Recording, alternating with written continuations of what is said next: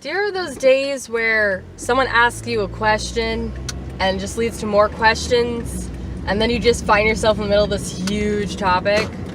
Well, I was in that situation today.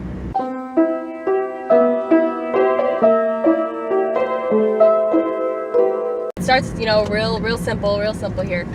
Asking if my students celebrate Lent. And Lent, I think, is exclusively Catholic, and I'm not sure. Ash Wednesday, some other Christians celebrate or do distribute ashes on Ash Wednesday. And so I was like, well, I don't know, maybe Anglicans do it, maybe some Lutherans do it too, because we were all the same until like something happened, like Anglicans. King Henry VIII wants to get a divorce and remarry, and so he breaks off from the church and he's established himself as head of church, and then that's it.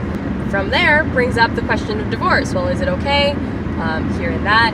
So, trying to explain that the Catholic Church does not support divorce because you make the promise between two consenting parties before God, and what God has joined, no man can break. But up come the but what ifs. So, but what if the husband's abusive? What if the wife is manipulative? And it said, what if he's cheating on her and stuff? It's like, well, if they both entered into the marriage willingly and consented freely, and they understand what they're doing, that doesn't mean that the marriage doesn't exist. So, getting a divorce legally says that they're no longer married, but at least those are the laws of man, not the laws of God. And the law of God is above the law of man. So even though you could legally be divorced, in the eyes of God, your covenant with Him, between you two, in front of Him, still holds. The thing I also wanted to emphasize was, it's not okay to be in an abusive marriage. You can separate for safety reasons, because, just because you're married doesn't mean that you have to submit yourself to, physical abuse and emotional abuse, and if that's the case, then something needs to happen. There needs to be counseling. Look at the reasons. What is stemming from that. What's going on. What is the root of this? Is it your upbringing? What are your ideals? Do they not match up?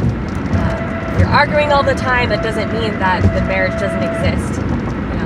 And ultimately, I just tried to end the conversation with, love is a choice, forgiveness is a choice, it's not a feeling.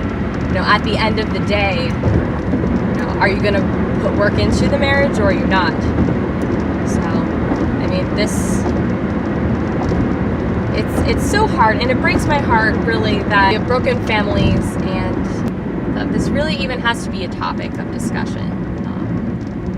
That all marriages can't be what they should be, which is two people, male and female, man and wife, joined together before God, loving each other, living life, and treating each other with respect, sharing an exclusive emotional and physical intimacy, and spiritual intimacy as well.